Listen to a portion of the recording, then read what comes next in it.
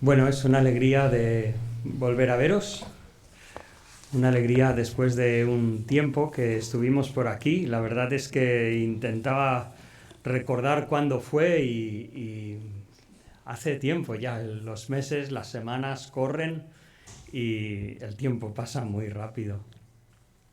Pero bueno, es de verdad un gozo, una alegría ver que pues seguimos adelante con nuestras luchas, con nuestras victorias.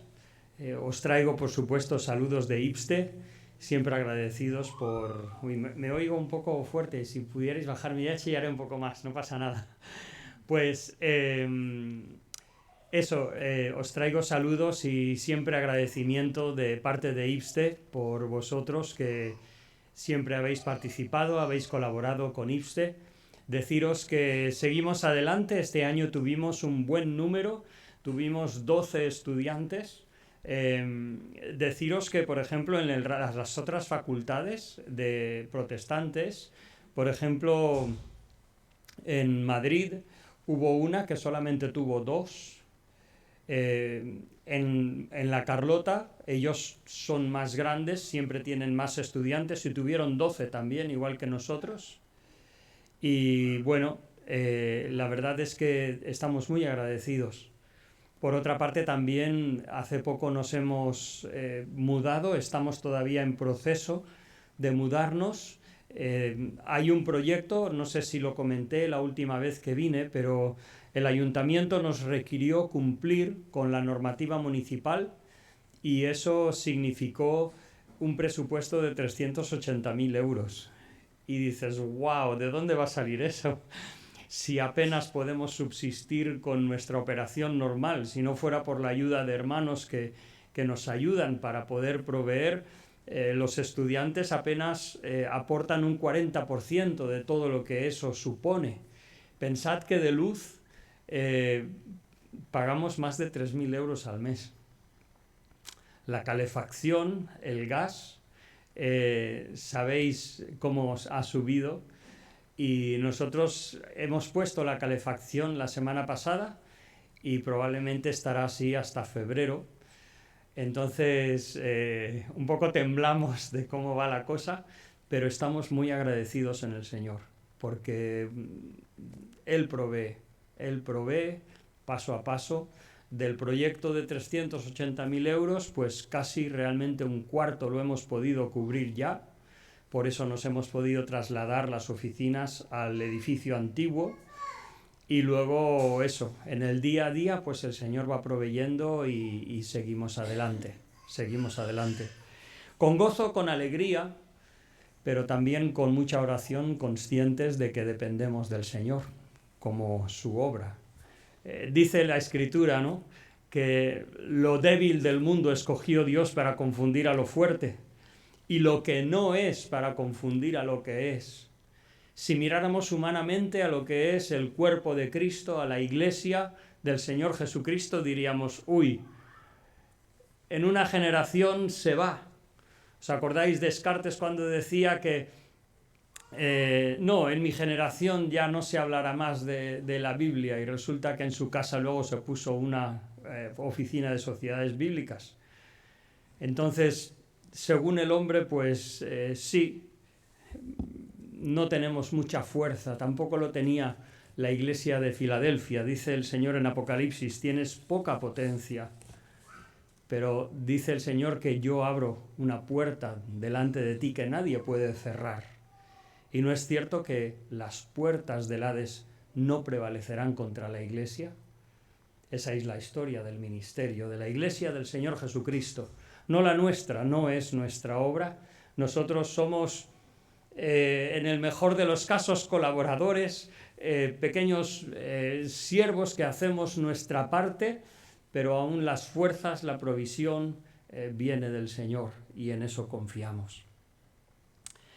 Quisiera hemos orado ya, pero igualmente pedimos al Señor que nos ayude, ¿verdad? Deseamos meditar en su palabra, que sean sus palabras y no las nuestras. Quisiera meditar en algo que llevo en el corazón desde hace algún tiempo En mi clase de teología básica he dado un trabajo a mis estudiantes que no estoy seguro si se han dado cuenta de la dificultad que es. Y es hacer un ensayo sobre el amor de Dios como atributo de Dios. A lo mejor vosotros diréis, bueno, pues madre mía, se pueden escribir libros y libros. Es verdad. Pero a la hora de definir cómo es el amor de Dios, a la hora de pensar cómo es que Dios ama, ¿qué haremos? ¿Nos quedaremos con esa visión bucólica, tierna, solamente con la visión del Señor Jesucristo teniendo a bebés en sus brazos, del Señor Jesús hablando con ternura o con amor, por ejemplo, al joven rico, cuando el Señor al final dice que mirándole le amó y le dijo, vende todo lo que tienes y tendrás tesoros en los cielos? ¿Podemos pensar solamente en el amor de Dios? Yo me pregunto, no estoy seguro si un sobreénfasis en el amor de Dios no es también una distorsión de lo que es Dios. Porque cuando Dios ama, no deja de ser justo. Es verdad que Dios es amor. Dice, ¿cómo es? Dios es amor, la Biblia lo dice. Dice capítulo 4, versículo 8, primera de Juan, se lo enseñamos a nuestros niños. Pero nosotros también cantamos en nuestras congregaciones, ¿verdad? Santo, santo, santo, Dios Todopoderoso, toda la tierra está llena de su gloria. Y qué importante es entender que cuando Dios ama, Dios no deja su justicia a un lado. ¿Cuál es la fortaleza del amor de Dios? La fortaleza del amor de Dios es que para que Dios nos amara, su Hijo tuvo que derramar su sangre. Esa es la profundidad, la fortaleza, la firmeza del amor de Dios. Como leemos en Hebreos capítulo 10, el Hijo hablando al Padre y diciéndole, he aquí en la cabecera del libro está escrito acerca de mí, heme aquí, oh Dios, para hacer tu voluntad. Sacrificios y ofrendas no te agradaron. O sea, no eran suficientes las ofrendas de animales que pretendían ser sustitutos, como en el día de la expiación, el sumo sacerdote poniendo sus manos en la cabeza del cordero y confesando los pecados de Israel, en alguna manera como identificando a ese cordero como el que iba a recibir la justicia de Dios. Esos sacrificios, dice la Escritura, no te agradaron, no eran suficientes. Eso hubiera sido como barrer los pecados debajo de la alfombra, como confundir el amor de Dios con la tolerancia. Pero el amor de Dios es firme, es fuerte. Y de la misma manera y a la misma altura, con un equilibrio perfecto, el amor de Dios está en absoluta armonía con la santidad y la justicia de Dios. Y eso se demuestra o se demostró en la cruz. De manera que cuando nosotros hablamos del amor de Dios, el concepto de amor no es la idea romántica que se desarrolló en el siglo XIX en la sociedad secular. Un amor emocional, un amor un poquito superficial, sino que el amor de Dios es eterno. Con amor eterno te he amado, por tanto te soporté con misericordia. Y cuando el Señor quiso amarnos, nos amó juntamente con su santidad, con su justicia, con su fidelidad, con su inmutabilidad, con su eternidad. Y ese Dios, como dice Isaías 57, que habita en lo alto y sublime, que habita la eternidad, por medio de la cruz, por el sacrificio de Cristo, porque Cristo satisfizo la justicia de Dios, propició que el amor de Dios pudiera expresarse. En esta mañana me gustaría compartir con vosotros 3 textos de la Escritura que nos muestran el anhelo de un creyente por integridad, pureza, justicia y de alguna manera el premio que la Escritura nos muestra para esa búsqueda, ese anhelo de justicia.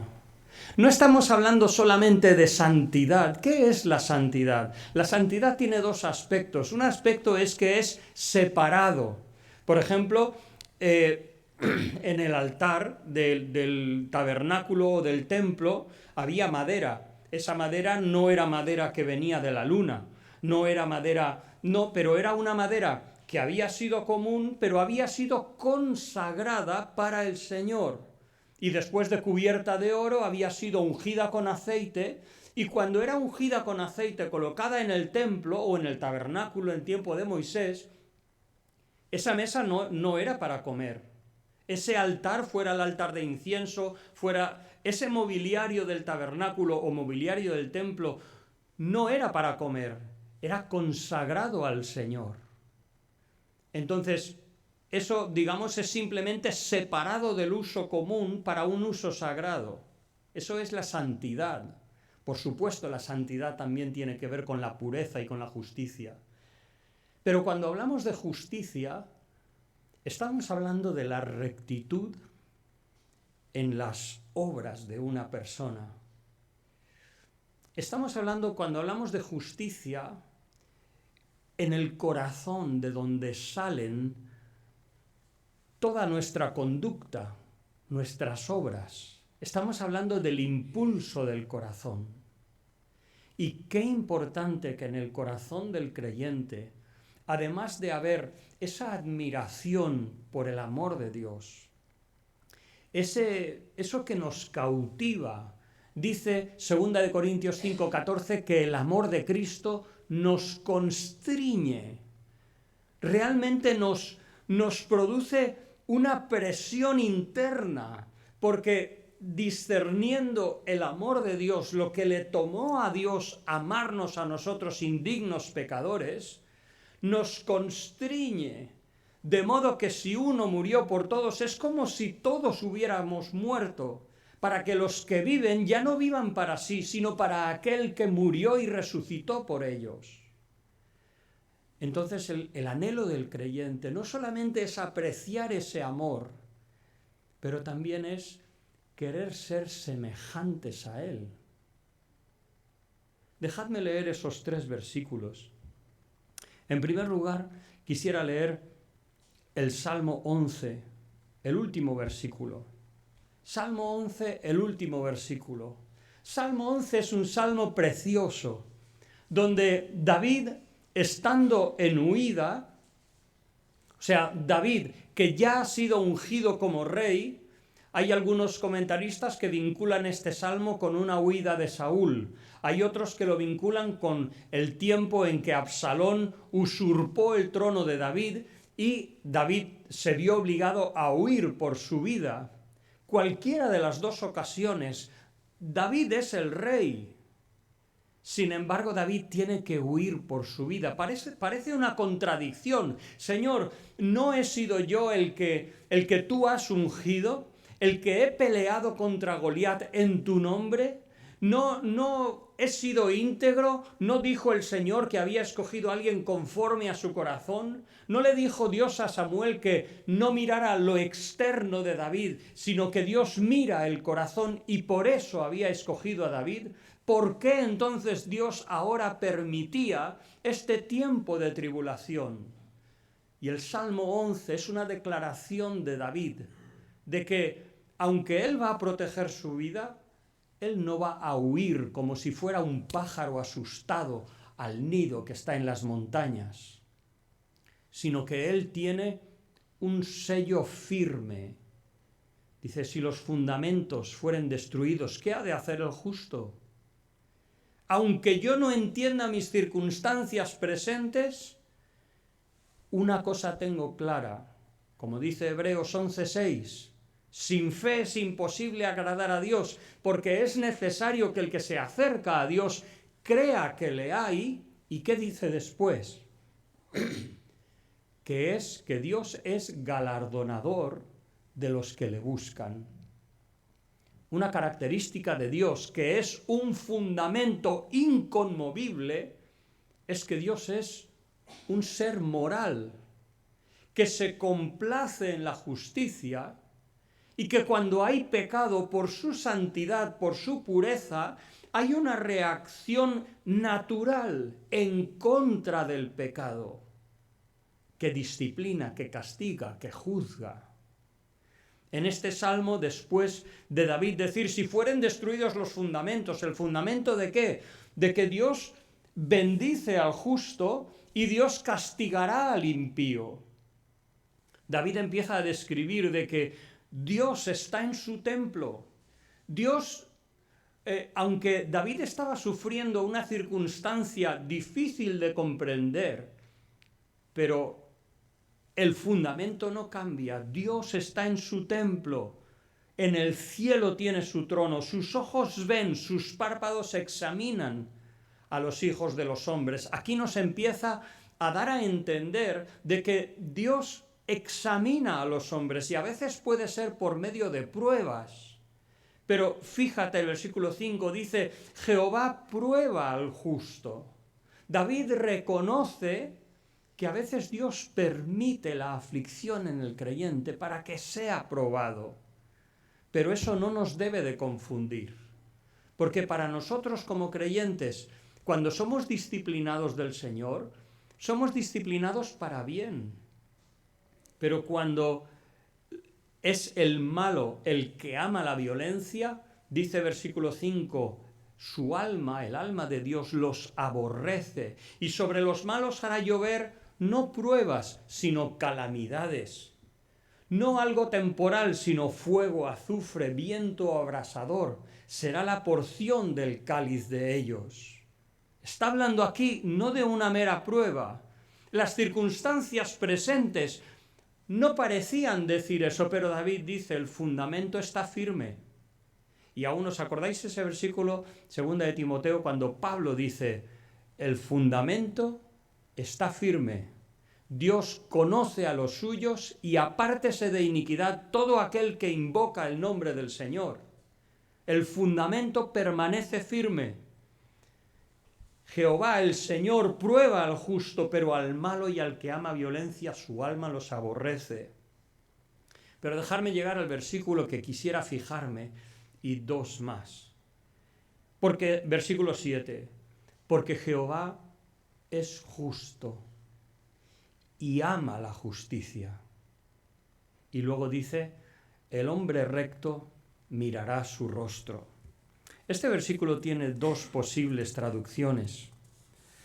Por la construcción en hebreo a veces no es claro, pero se podría traducir o bien que el rostro de Dios mirará al hombre recto, y también se puede traducir el hombre recto verá su rostro.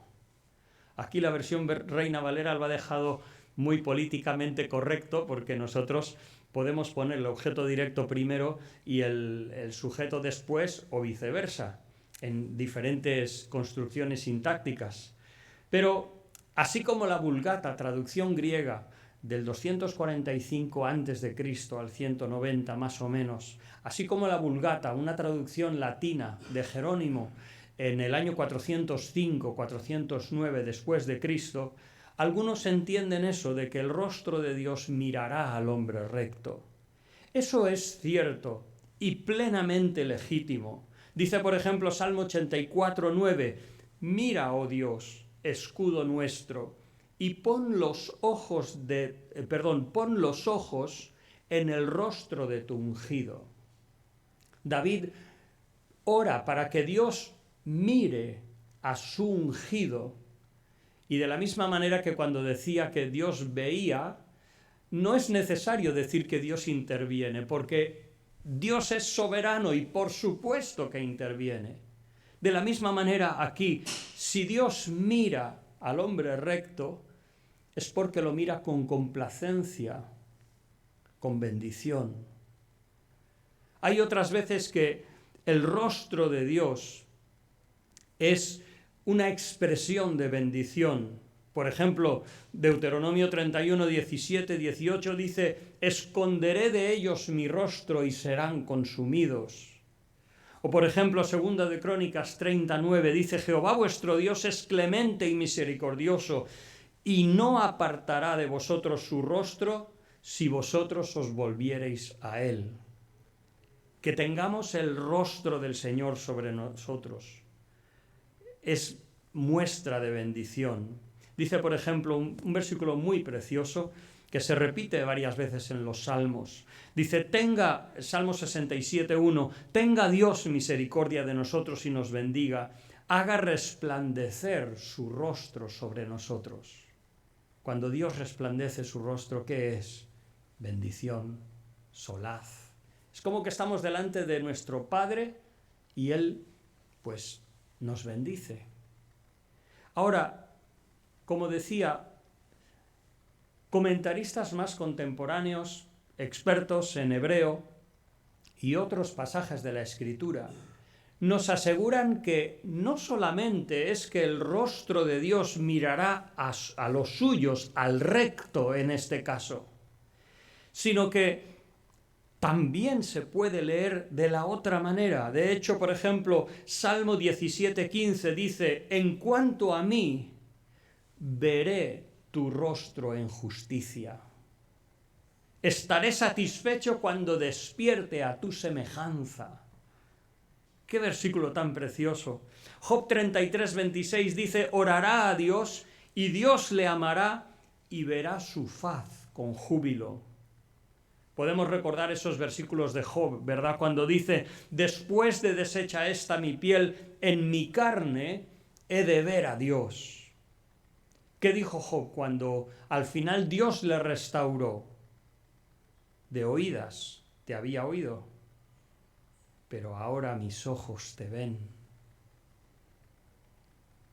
Salmo 84:7, hablando del pueblo de Dios, dice, irán de poder en poder, verán a Dios en Sión. Mateo 5:8 es el segundo versículo que quería citar como fundamento de esta reflexión esta mañana. ¿Qué dijo el Señor? Dice que el Señor subió a un monte y se sentó. Se acercaron a los discípulos y se acercaron los discípulos a él y él comenzó a enseñarles. Bienaventurados los pobres de espíritu, porque de ellos es el reino de los cielos. Versículo 8 dice, bienaventurados los de limpio corazón, aquellos que se han limpiado el corazón. Se podría traducir como purificado. Y dice, porque ellos verán a Dios. Dice el apóstol Pablo, ahora vemos por espejo oscuramente, pero entonces veremos cara a cara. Y lo explica, ahora conozco en parte, pero entonces conoceré como fui conocido. Por otra parte dice otro versículo, Hebreos 12:14, seguid la paz con todos y la santidad, sin la cual nadie verá al Señor. Entonces lo que he querido presentar hasta ahora es primero la importancia de la justicia de Dios, de la santidad de Dios en armonía perfecta con su amor. He querido expresar la solidez, la firmeza del amor de Dios, que no es un sentimentalismo bucólico y romántico del siglo XIX, sino que es una voluntad firme y, permitidme decir, costosa, que busca el beneficio del objeto o la persona amada, aunque no sea digna, como es nuestro caso. Y lo que he querido mencionar son esos dos versículos. Primero, Jehová es justo y ama la justicia, el hombre recto mirará su rostro. El segundo versículo, bienaventurados los limpios de corazón, porque ellos verán a Dios. Y aquí, en la parte trasera de nuestra mente, que recordemos Hebreos 7:26, porque tal sumo pontífice nos convenía, limpio, santo, sin mancha, hecho más sublime que los pecadores. Perdón, apartado de los pecadores y hecho más sublime que los cielos. ¿De qué estamos hablando? Hemos dicho justicia. Jehová es justo y ama la justicia. Dios no es solamente que por su naturaleza es justo, limpio, es uno de sus atributos. ¿Sabéis lo que quiere decir un atributo de Dios? No todas las características de Dios son atributos. Cuando hablamos de un atributo de Dios, estamos hablando de algo que si no lo tuviese Dios, no sería Dios. Por ejemplo, la eternidad de Dios. Si Dios no fuese eterno, no sería Dios. Si Dios no fuese verdad, no sería Dios. Si Dios no fuese fiel, no sería Dios. El amor es un atributo de Dios, pero su santidad, su justicia también es un atributo de Dios, es parte de su naturaleza. Pero fíjate aquí lo que dice, y es que Dios es una persona, no es una fuerza como la electricidad. No es algo como que, la electricidad, que pones los dedos en el enchufe y te da un calambrazo. No. Dios es un ser con un intelecto, con unas emociones y una voluntad. Y dice que Jehová es justo y ama la justicia. Ese es el fundamento que menciona David en el Salmo 11, de que Dios ama la justicia, se complace en las cosas que están hechas rectamente. Y en base a eso, el íntegro, el recto, el hombre recto, el hombre íntegro, verá o mirará su rostro. ¿Qué es esa integridad? Hablamos de rectitud. Por ejemplo, podríamos leer en el Antiguo Testamento: si escuchas atentamente la voz de Jehová tu Dios y haces lo recto ante sus ojos. En 1 de Reyes 15:5 dice que David había hecho lo recto ante los ojos de Jehová, y de ninguna cosa que le mandase se había apartado todos los días de su vida, salvo en lo tocante a Urías eteo. ¿Qué es la rectitud?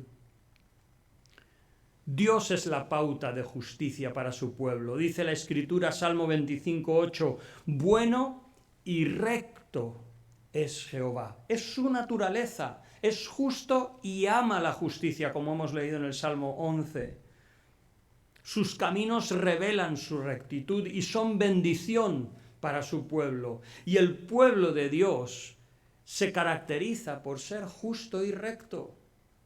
Dice la Escritura, Salmo 32:11, alegraos en Jehová y gozaos justos, cantad con júbilo vosotros todos los rectos de corazón. La justicia y la rectitud no es una actitud de luto, es una actitud de alegría. El mundo tiene sus placeres temporales y tiene su risa, que aún Eclesiastés, desde una perspectiva meramente humana, dice que es necedad. Pero cuando el justo camina en rectitud, es alegría al corazón. La palabra del Señor es recta. ¿No dice Salmo 19, tus juicios son rectos?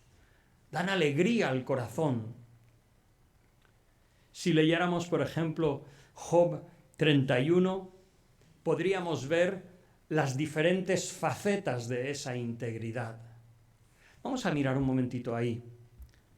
Merece la pena tomar un breve momento para ver cómo es esa justicia reflejada en una persona humana. Y recordemos que aquí Job está en una disyuntiva parecida al rey David, de que Job ha hecho lo recto y se ve abrumado por unas circunstancias totalmente adversas, y dentro de su ignorancia, su incomprensión, él expresa su corazón como puede. Y cuando él habla de su integridad, recordemos que es Dios también el que dijo que era un hombre íntegro. Y dice, por ejemplo, Job 31, hice pacto con mis ojos. ¿Cómo pues había de mirar yo a una virgen? Una pureza moral. Hice pacto con mis ojos, me casé, me he casado, tengo una esposa. ¿Cómo había yo de poner mis ojos en una virgen? Dice, por ejemplo, versículo 7, si mis pasos se apartaron del camino, si mi corazón se fue tras mis ojos. Qué imagen tan pictórica de la codicia, ¿no? Si mi corazón se fue tras mis ojos, si algo se pegó a mis manos, se entiende que no era suyo. Versículo 9, si mi corazón fue engañado acerca de mujer y estuve acechando a la puerta de mi prójimo. Otra vez, la pureza moral. ¿No habla también la Escritura de ser fiel en nuestro espíritu a la mujer de nuestra juventud? Versículo 13, si hubiera tenido poco el derecho de mi siervo y de mi sierva cuando ellos contendían conmigo. Cuando alguien tiene algo en contra de uno, Job dice, como que él consideró lo que estaban diciendo. Por el hecho de ser siervos no los miró por encima del hombro, sino que consideró sus argumentos. Versículo 16, si estorbé el contento de los pobres e hice desfallecer los ojos de la viuda, si comí mi bocado solo y no comió de él el huérfano. Fijaos, algo importante para nuestra forma de entender esa justicia, esa rectitud de corazón. No es solamente no hacer lo malo.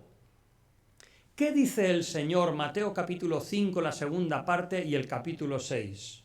Dice el Señor, mirad de no hacer vuestra justicia delante de los hombres, porque Dios que te ve en lo secreto te recompensará en público.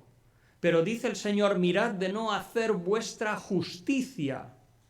¿Y qué es eso de hacer vuestra justicia? Ofrendar, dar limosna y mantener un corazón limpio, puro. Entonces, hermanos, la justicia no es solamente no hacer el mal, sino también, como dice Job, si yo comí mi bocado solo, si yo vi a gente tener necesidad y no hacer nada. Versículo 19, si yo he visto que pereciera alguno sin vestido y al menesteroso sin abrigo. Y estamos hablando de ¿qué? De un hombre que era próspero. Job era un hombre próspero. No estamos hablando de que tengamos que desvestirnos nosotros para vestir a otros. No estamos hablando de tomar responsabilidades que no podemos llevar. Pero estamos hablando en el caso de Job, y cada uno en nuestra medida, nuestra generosidad, nuestra apertura de corazón, nuestra confianza en la provisión de Dios. Si alcé contra el huérfano mi mano, si puse en el oro mi esperanza, dice Job en el versículo 24, si me alegré de que mis riquezas se multiplicasen, o sea, si su gozo y su alegría estuvo en las riquezas, si he mirado al sol cuando resplandecía o a la luna cuando era hermosa. Eso es la justicia de Dios, reflejada en el corazón de sus hijos. ¿No es eso semejante a la justicia que el Señor Jesucristo predicó, enseñó y demostró?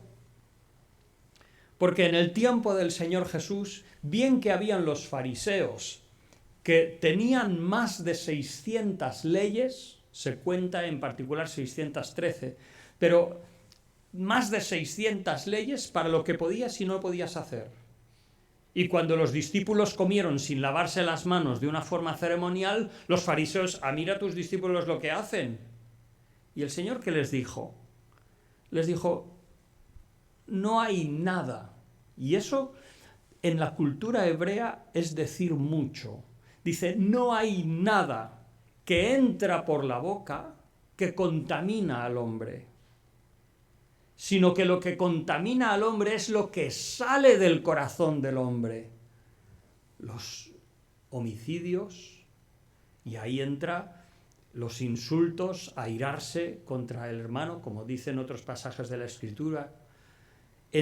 Habla de adulterios, habla de hechicerías, homicidios.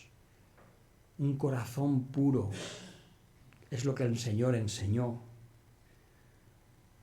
Jesús comió con pecadores, pero con un corazón puro. El Señor no rehuyó a leprosos, que habla de una contaminación ceremonial, sino que los tocó y los sanó. El Señor habló con samaritanos y gentiles, algo que los fariseos estaban tomando como impuro. El apóstol Juan nos escribiría que la sangre de Jesús nos limpia de todo pecado. De ahí que el Señor dice, bienaventurados los de corazón limpiado, porque ellos verán a Dios. La palabra de Jesús, en Juan capítulo 13, en el aposento alto, incluso en Efesios capítulo 5, cuando habla de Jesús y la iglesia, la palabra de Jesús es como agua que limpia el corazón de pecado. Pureza por la palabra de Cristo. Esa pureza que no es fruto de disciplina personal, sino es el desarrollo del hecho de que el creyente y la iglesia pertenecen al Señor. Y como la simiente de Dios está en nosotros, nos diría Juan capítulo 5, entonces el creyente sufre al pecar. Y si peca, es como que su corazón le da una punzada y el Espíritu de Dios le lleva al arrepentimiento y se lava en la sangre del Señor Jesús, que no solamente perdona su pecado, sino que limpia su maldad. Primera de Juan 1:9.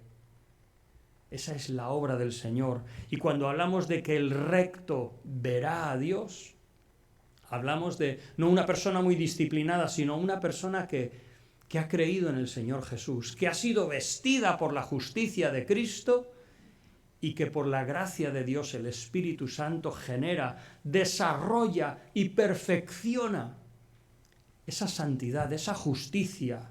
¿No dice Romanos capítulo 8 de que ahora pues ninguna condenación hay para los que están en Cristo Jesús, los que no andan conforme a la carne, sino conforme al Espíritu? Y luego explica, porque lo que era imposible para la ley, porque era débil en cuanto a la carne, ¿qué dice?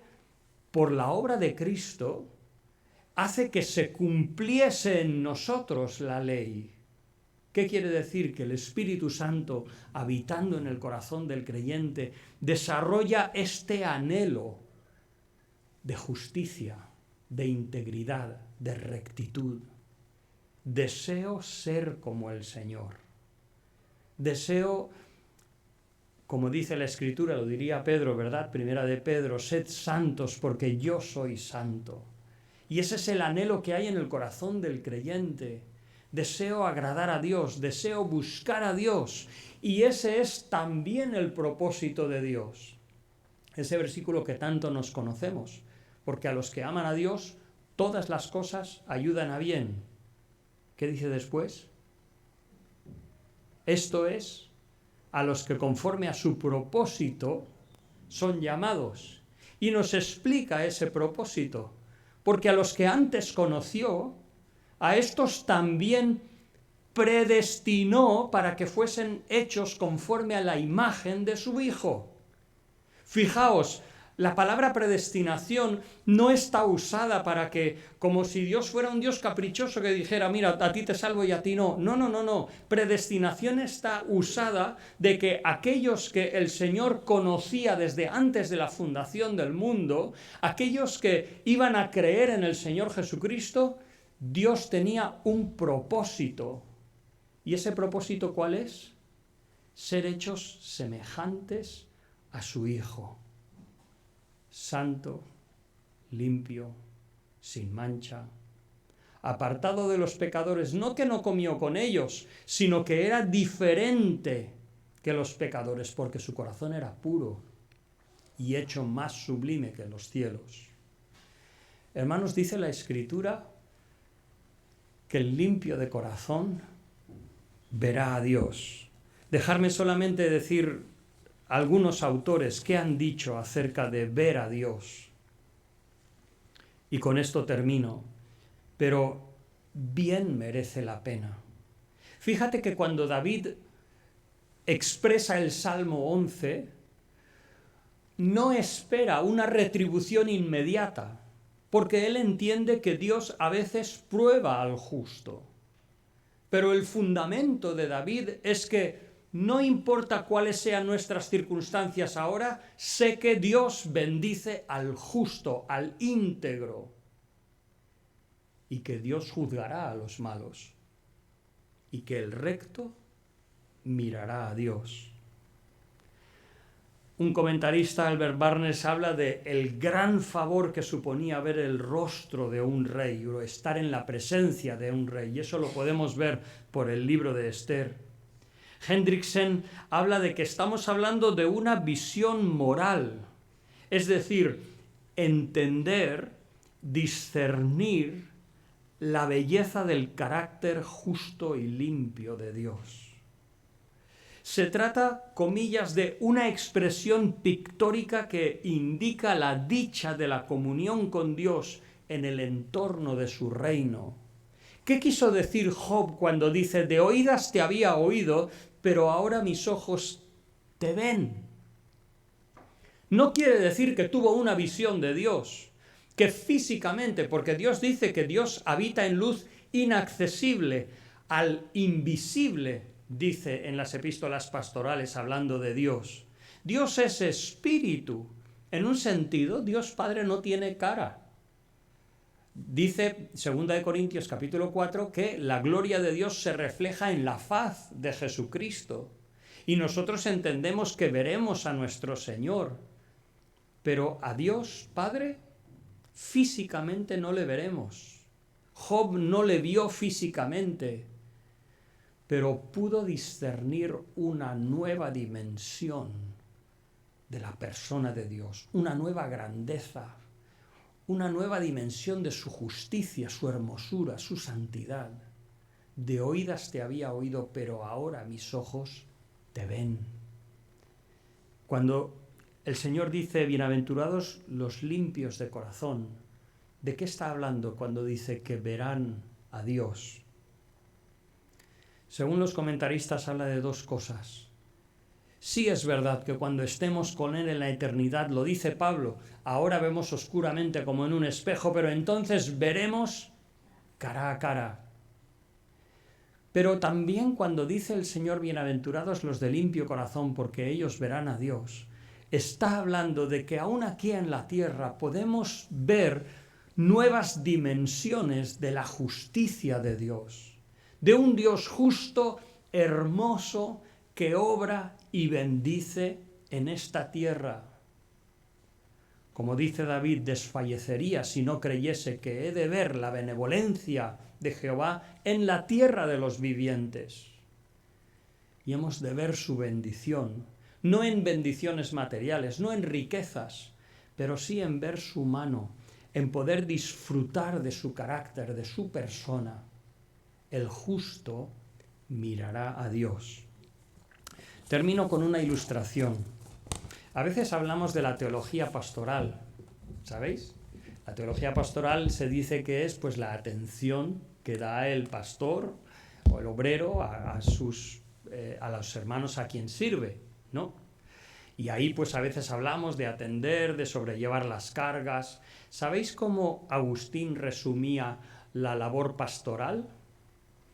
Decía Agustín que el trabajo pastoral era preparar a un hombre para ver a Dios.